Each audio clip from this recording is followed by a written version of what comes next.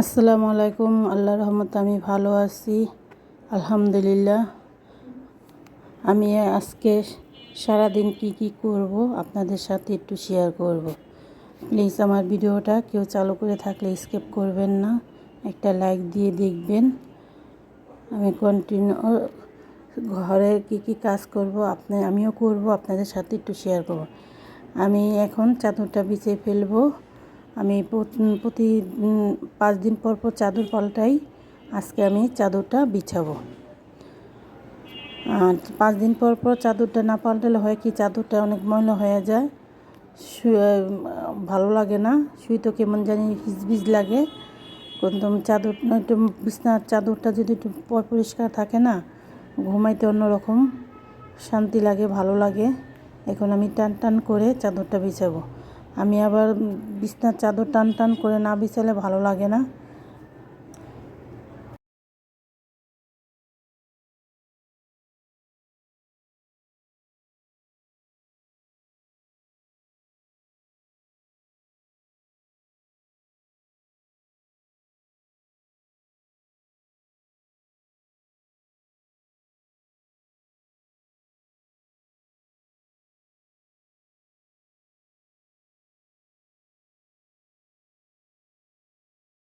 আমাদের মেয়েদের ঘুরে ফিরে একই কাজ আমরা করতে হয়।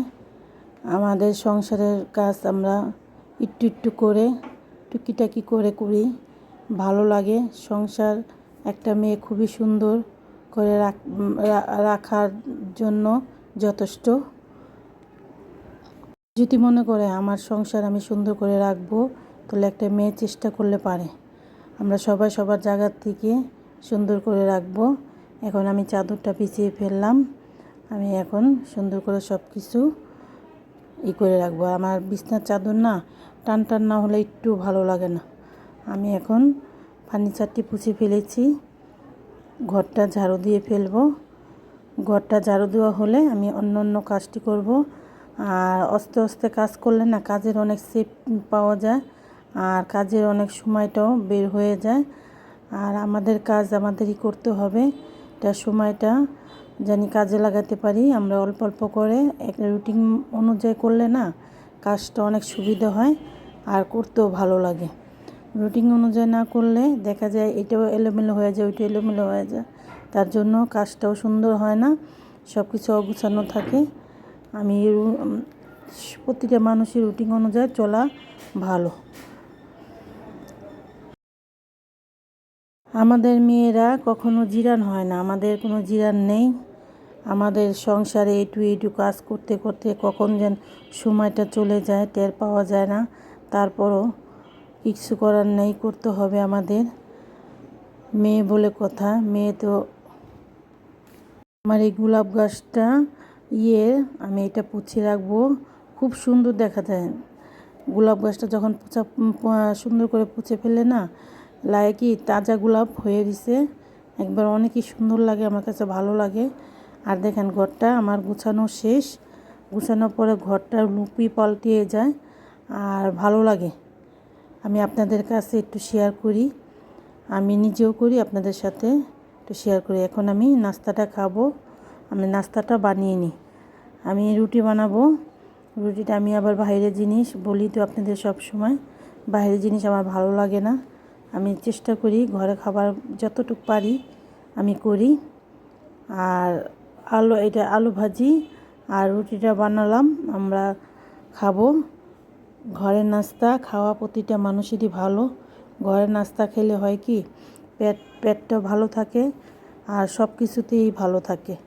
আর আমি একটু চা বানাবো। চা তো আমি সবসময় বলি আপনাদের, চা আমার লাগবেই। চা আমার না খেলে অনেক খারাপ লাগে, আমার কাছে চা লাগবেই। আমি দুধটা দিয়ে আমার জন্য আমি একটু চা বানাবো। 1 কাপ চা বানাবো আমি এতটুকু দুধ দিয়ে। আর চাটা আমার খেতে হবে। চা যারা খায় না তাদেরকে অন্যরকম, চা না খেলে ভালো লাগে না। দেখেন আমার রুটিটি অনেক সুন্দরভাবে ফুলছে আর ভালো লাগছে। আর আমি একটা দুটা ডিম পোস্ট করব আলু ভাজির সাথে, রুটি দিয়ে ডিম পোস্ট দিয়ে আমি খাবো। শরীরের জন্য সব কিছুই দরকার আছে, ডিমটা প্রতিটা মানুষের একটা করে খাওয়া উচিত। আমরা তো ভেজে খাই, ভেজে না খেয়ে সেদ্ধ করে খাওয়া উচিত। আমাদের মহিলাদের তো আরও বেশি শরীরের অনেক প্রোটিন চলে যায় ডিমটা খেলে। সব সময় শরীরটা একটু ভালো থাকে। একটা করে আমাদের জন্য, নিজেদের জন্য একটা করে ডিম প্রতিদিন আমাদের খাওয়া উচিত। আমরা চেষ্টা করব সবাই একটা করে ডিম খেতে। আর আমার চার দুধটা বলক এসে পড়লো। আমি এখন চাটা বানিয়ে ফেলবো। আমি অল্প পাতি দিব, দিয়ে আমি ডিম করে চড়িয়ে দেব। একদম চা ঘন হয়ে যাবে, খেতে ভালো লাগবে। নাস্তাটাও আমি সাজিয়ে দিব। নাস্তাটা সাজিয়ে আমি নাস্তাটা খাবো, খেয়ে আমি রান্নাঘরে চলে যাব। আমি এখন মুরগির মাংসটা ভাজতেছি আর ভেন্ডি পাতুরি করেছি। আর এই মুরগি দিয়ে আমি কিমা বানাবো। মুরগিটি ছোট ছোট করে আমি কেটে নিলাম, এটি দিয়ে আমি কিমা বানাবো। মুরগির কিমা আমি ঘরে বানাবো। আর এখানে আমি আলুটাও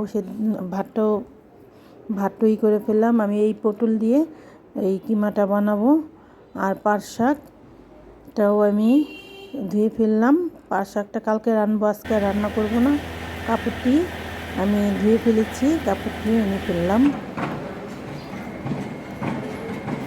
আমি কাপড়টি শুকা দিয়ে ফেলবো। আর রোদটা অনেক ভালো আসছে, কাপড়টি শুকা দেবো। আসসালামু আলাইকুম, আল্লাহ হাফেজ, পাশে থাকবেন।